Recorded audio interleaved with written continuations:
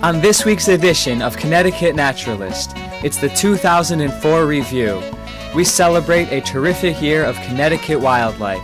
Yellow-spotted salamanders in the rain, bullfrogs under the moonlight, wood frogs at the vernal pools, crayfish underwater, dragonflies in the forest, red-spotted newts at the Revolution Dam, tree frogs trilling in the night, cowbirds masquerading as sparrows.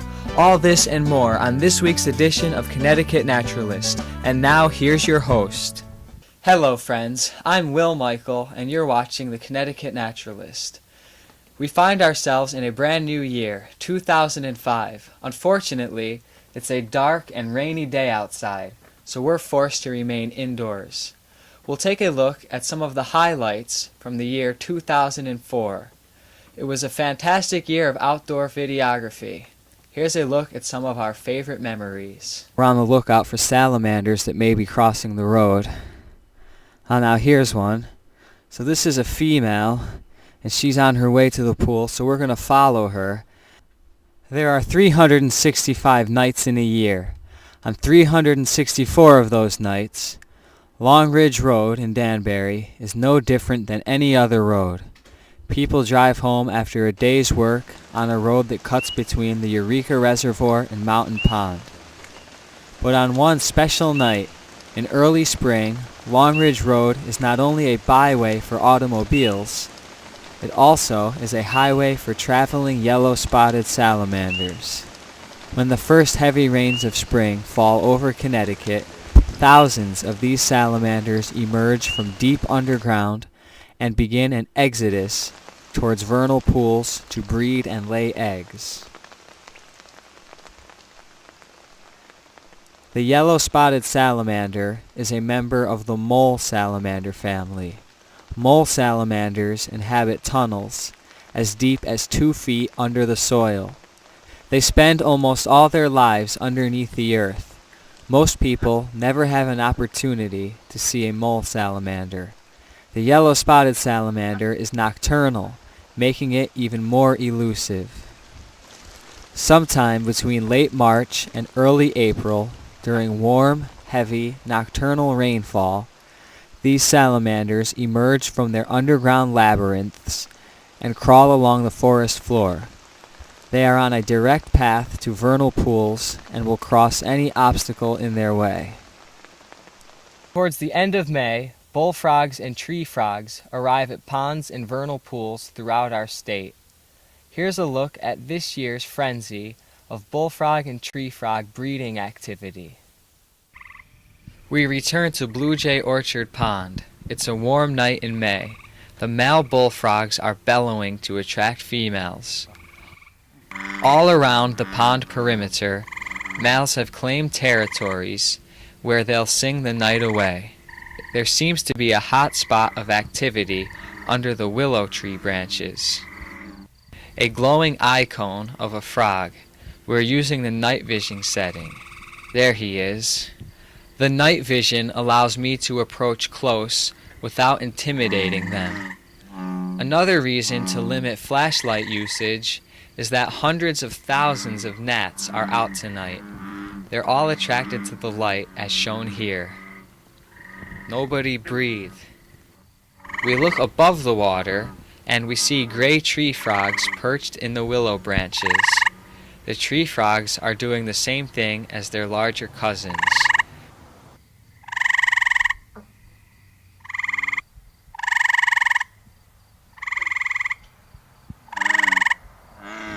The gray tree frog is my favorite frog in Connecticut.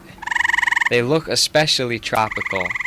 They have suction cups on their toes and can change color like a chameleon.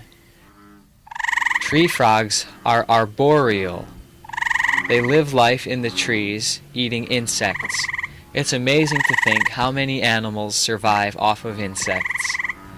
They're fantastic climbers. They stick to the sides of the bark with ease. They leap through the air from one branch to another. The males emit a high-pitched trill, but they also have an alternate chirping call. If you listen to the background, you may hear the alternate call once in a while.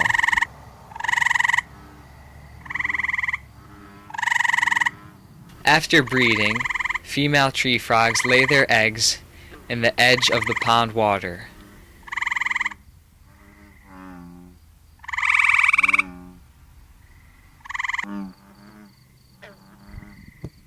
The bullfrog down below waits patiently for a mate. Sometimes two males will claim the same territory in the pond. When this happens, battles erupt. The males have a wrestling match. The winner must flip the other onto his back. The loser retreats to another location. Males prefer weedy sections of the pond. The weeds offer protection for the eggs to develop. They put their chests together, grapple their arms around each other, and push back and forth.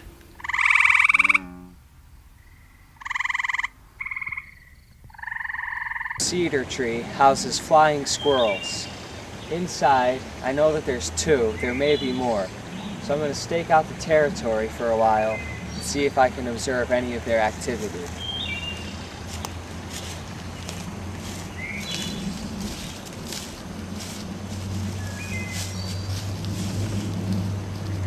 The flying squirrels should come out the top of the tree and then jump over to this tree. That was their pattern in the past. Hopefully they'll keep it up. The first squirrel just came out of the treetop. It's a little timid and ran back into the nest. Alright, maybe now he'll jump. Nope, not yet. Okay, this is it. Watch closely as the flying squirrel perches on the tree. It's so small and fast, it's difficult to film. Watch closely. Any second now. There it goes. It happened fast. We'll take another look, this time in slow motion. Luckily, there's two squirrels in the tree, so we'll try to get a better shot. That's a little better, but it's still so fast. Here again is a slow motion view. The flying squirrel stretches its legs and spreads a flap of skin that is used to glide through the air. We'll get a better shot when they fly again from higher up in the tree. We've got two squirrels in this tree now. While we're waiting for them to fly again, we'll talk about some facts of their life. They have a flap of skin on the sides of their bodies that attaches to the front and hind ankles. When they stretch out their legs, they extend the flap of skin. Oh my gosh, he's all the way up. I'm gonna get him flying. There he goes. Wow. Did you see him? I know it's small and difficult to see, but you can at least see what the squirrel looks like as it glides among the trees. No wonder they're so difficult to spot in the forest. Here's the other squirrel. This one's getting ready to make her flight. Slow motion helps with seeing the squirrel. We've seen them in flight, and in the future, I'll try to get closer footage as they glide through the air.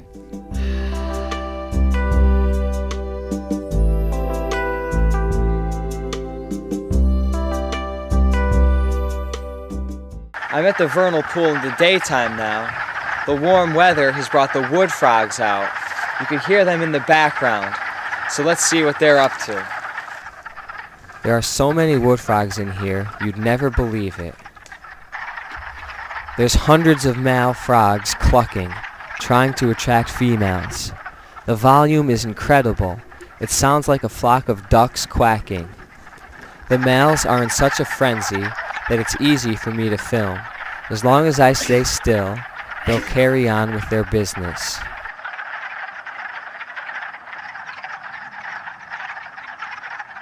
A predaceous diving beetle hunts underwater while the frogs cluck above.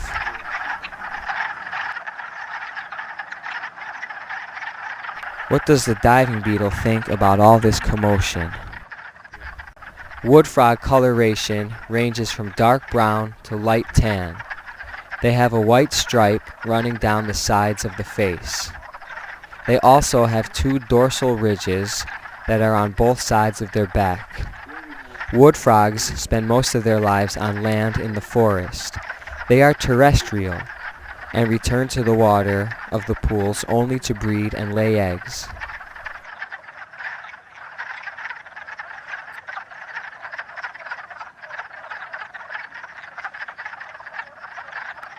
Here we have a breeding pair of wood frogs. The male is smaller and the female is on the bottom. She's larger. You can see the range in wood frog coloration. The male is a darker brown and the female is a light tan. She almost looks pink. The male squeezes the eggs out of the female. As the eggs are released, they are fertilized. Egg masses are laid in globular clumps that females attach to underwater twigs or grasses. Here's a small bee, busy getting nectar from the flowers. Look at how covered the bee is in pollen. She's caked in yellow powder. As she gets nectar, the pollen from the anthers sticks to her body. As the bee moves from flower to flower, she transfers pollen from the male part, the stamen, to the female structure, the pistil. And there she goes, with a look at some toad activity that occurred in a vernal pool near here. We timed it perfectly. As the toads sing in the pool, we find a late arrival. There's a toad on the shore just making his way into the water. The latecomer hears the calls of his brethren and is heading towards the far end of the pool. We've got the night vision setting on the tardy toad, so not to deter his natural motives. Tonight is one of the first nights the toads are active. More toads should arrive in the pool as the night progresses. You may notice that some of the toad trills have a much higher pitch than others. The reason is somewhat humorous. When trilling, a toad must stand up straight. The vocal sac must not be obstructed by the water. The weaker high pitch is caused when the toad trills with half of his throat submerged. Watch closely and listen for the difference. The Eastern American toad awakes from hibernation sometime in April. They can commonly be seen at night on the roads, collecting heat from the pavement. By May, the toads make their way to the pools to breed and lay eggs. They follow the pattern similar to many Connecticut amphibians. Tonight is a warm night.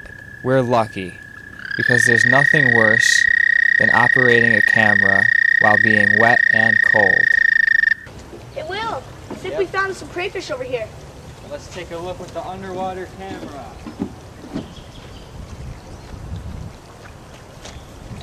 Right here under this rock. Oh yeah, wow, look at all that. Good job, guys. Like 10 of them. Let's see how it looks. With the help of the underwater housing, we can view crayfish like never before. In this small stream, crayfish are active. From up close, they look like giant lobsters. Crayfish belong to the class of crustaceans. Crayfish have 5 pair of appendages. Female crayfish carry their eggs under their abdomen. This helps ensure the eggs will not be consumed by predators. This shot offers a view of the ventral side of a female carrying her eggs. Here's one last look underwater. The lighting is perfect. The bright sun shines into the stream and illuminates our subject. This guy better be careful of herons on a day like this. Alright guys, we got a lot of good footage. Tune in Monday night and we'll see how it comes out. Alright, bye Will, bye Will. See you later, keep up the good work. This area of the forest is loaded with dragonflies. They're hunting for insects before they return to the ponds to breed and lay eggs. This area is a hotspot for dragonfly activity. Here we see the battle between an ant and a dragonfly. This log isn't big enough for both of them. The ant wants the dragonfly off the log.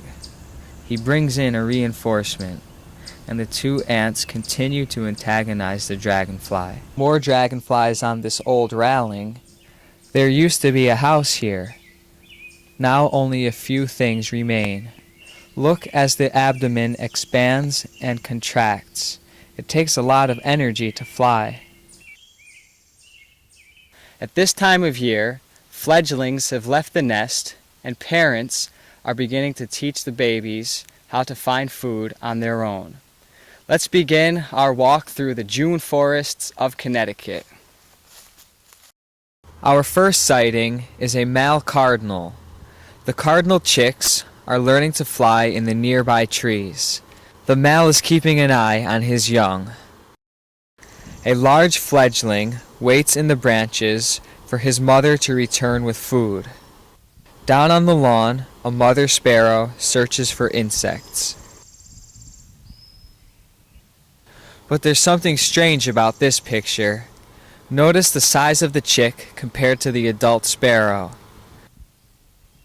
The two birds fly away into a dogwood tree and we get a better view. The fledgling is on the right of the screen. How can the chick be larger than the mother sparrow? They're even different colors. The answer is that the chick is not a sparrow at all. It's a cowbird chick. The female cowbird laid her eggs in the sparrow's nest. The cowbird chick hatched first and pushed the other eggs out of the nest. The mother sparrow had no idea that the chick was not her own. Her maternal instinct is so strong that the sparrow doesn't realize the chick is not her own baby. To see this on film is a treat. It's so funny to see this little sparrow feeding a baby that's twice its size. Both birds are happy. The mother believes it's her baby, and the chick thinks it's its real mother. Chipmunk climbing in a tree just in front of me. I'm going to sneak around and see if I can get a good shot. A chipmunk perches in a small tree. He's after the berries on the tips of the branches. Now that I'm here, he's remaining perfectly still. Look at the color patterns on his fur coat. Usually, chipmunks dart quickly across the forest floor. We're lucky to find this one in the branches. Weeks ago, I was out in the forest with arachnologist Andrew George, doing some documentation. As usual, I had my camera handy. The two of us stumbled upon a special sight. Do you see what Andrew's looking at? Look closely. We move in a little closer. Do you see it now?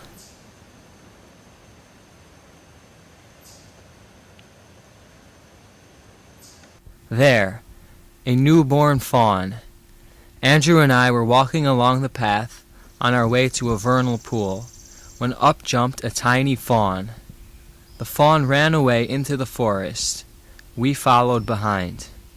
The fawn hid on the ground and remained still, hoping Andrew and I would pass by. If you're wondering why the mother didn't stay with the fawn, the reason is that a large mother deer is easy to see. If she is not there, it's likely a predator will just pass by. We happened on it by pure luck. The fawn cannot run and keep up with its mother. It just learned to walk a few hours ago. It's still a little wobbly on its feet. This is a special find. Notice the size of her ears. They are like radars, catching sound from all directions. But the next morning, I found a creature that every time I see one, I stand in awe.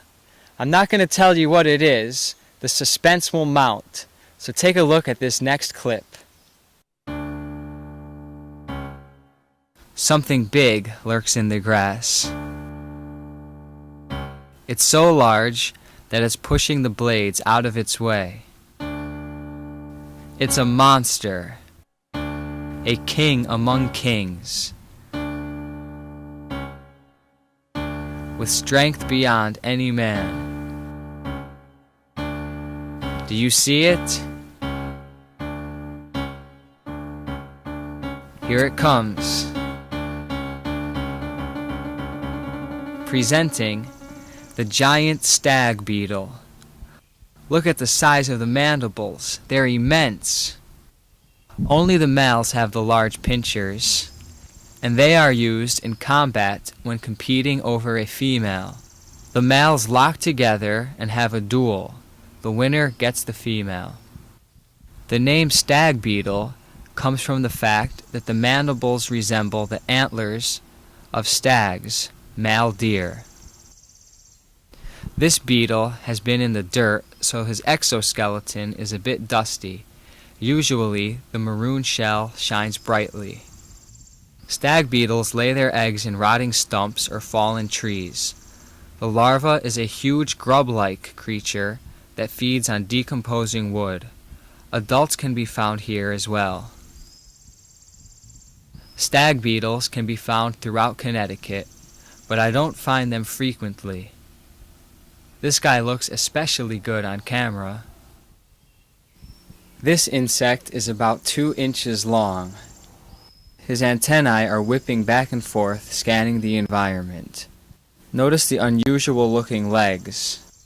The joints seem to be able to bend in strange directions. Similar to the Pandora's moth, sometimes stag beetles arrive at outdoor lights at night.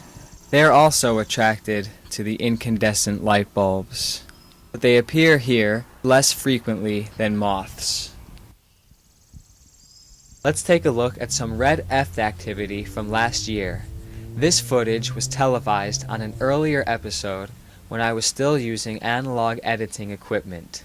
Now it has been digitally edited to provide a clear picture consistent with the rest of this program. This dam is blocking the spotted newt's path to Revolution Pond. I don't know why they don't just walk around the dam, but anyway, it makes for fantastic footage. It's fascinating to observe these tiny amphibians crawling up this 90-degree stone wall dam. The wall is about 8.5 feet high, and the efts are only 2 to 3 inches in length. They have one tough climb. Sometimes the falling water sweeps them away or knocks them off the wall, and they have to start over again.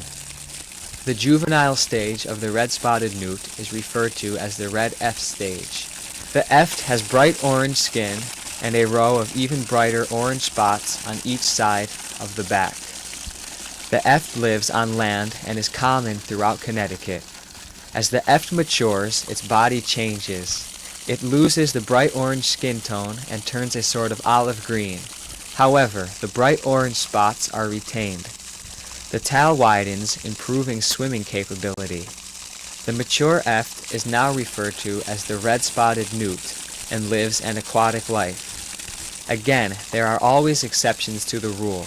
In certain areas near the coast of Connecticut, terrestrial or aquatic dwelling may be omitted if the environment is too harsh for one or the other. This amphibian is one of the most common in our area. They are sometimes a nuisance to other species of salamanders because their population can overwhelm ponds or vernal pools. They eat other amphibian eggs as well.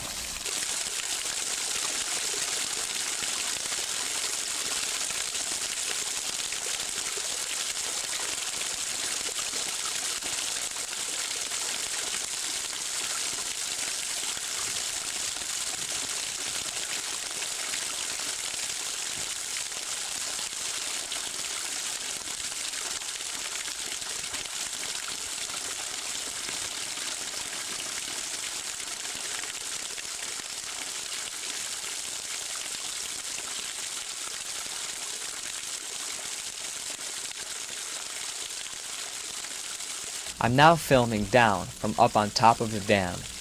This illustrates just how steep of a climb these tiny creatures have. The stones are slippery. The efts and newts use every muscle in their body to maneuver their way up the mossy, muddy stones of the dam.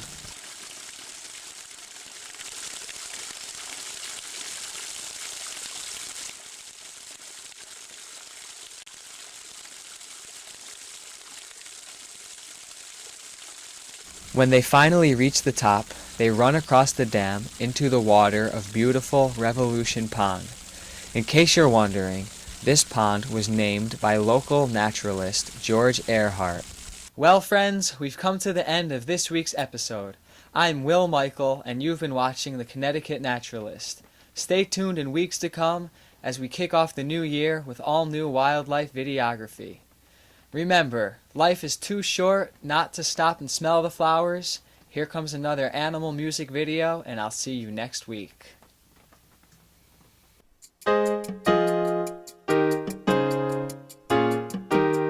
Cassie, caterpillar, spinning a cocoon, hiding in the milkweed leaves, I will protect you. Soon you'll fly on wings that I can't keep, but don't forget the catter boy who watches while you sleep. Cassie, caterpillar, to you my heart is true. Underneath butterfly skin lives a catter girl I knew. Swallowtails won't catch you when you fall. I love you now, I loved you before. You were beautiful.